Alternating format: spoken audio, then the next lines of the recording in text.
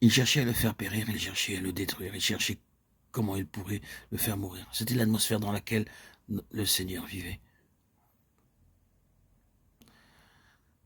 La cause fondamentale, c'est qu'il appartenait au ciel et que la destinée du saint et céleste Fils de Dieu, c'était de posséder ce monde et de le gouverner en annihilant son prince et tout son royaume.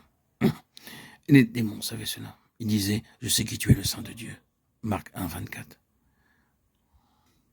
Et ils connaissaient ceux qui sont saints dans ce sens-là.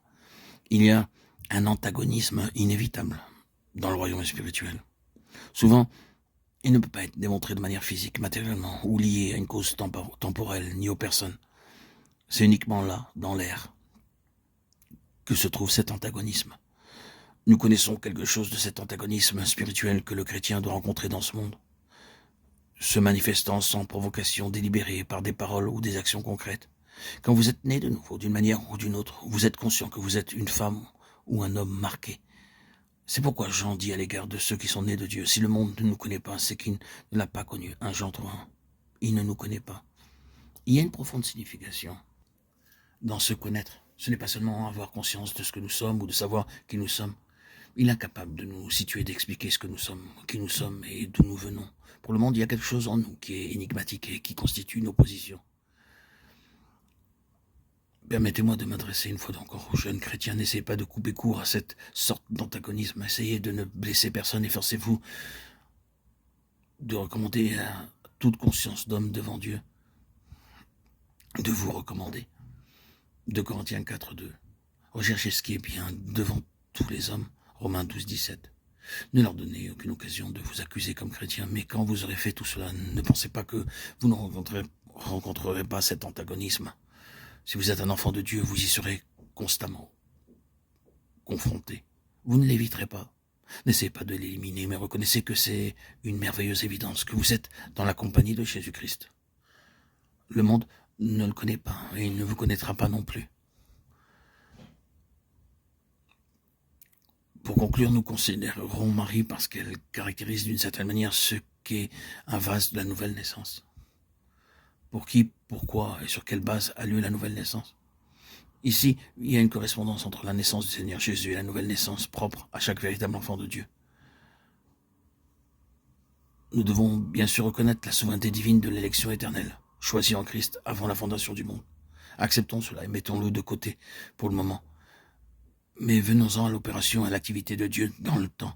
Sur quelle base temporelle dans nos propres vies cette chose viendra à nous? Y a-t-il une base? Y a-t-il certaines occasions? Y a-t-il certaines conditions qui permettront toujours que Dieu fasse son entrée de cette manière-là? La réponse est oui, car une des belles choses concernant Marie et caractérisant un vase de la nouvelle naissance, c'est ce que l'ange lui dit. Je te salue, toi, à qui une grâce a été faite. Luc 1, 28. C'est la grâce de Dieu, car tout vient de la grâce. Marie a été favorisée par la grâce. C'est simple, je le sais bien, mais ce merveilleux miracle de Dieu, c'est le commencement de la vie chrétienne.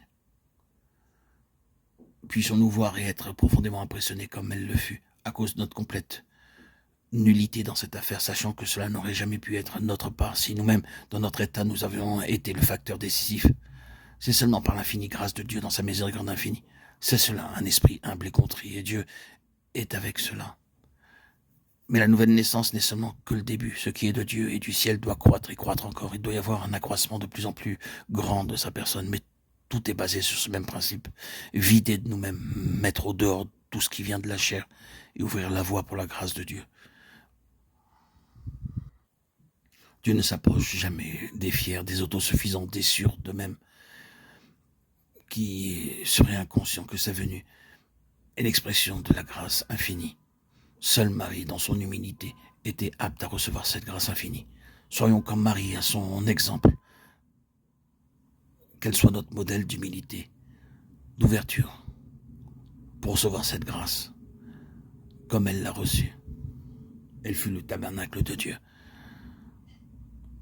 Quelle grâce, quelle merveille.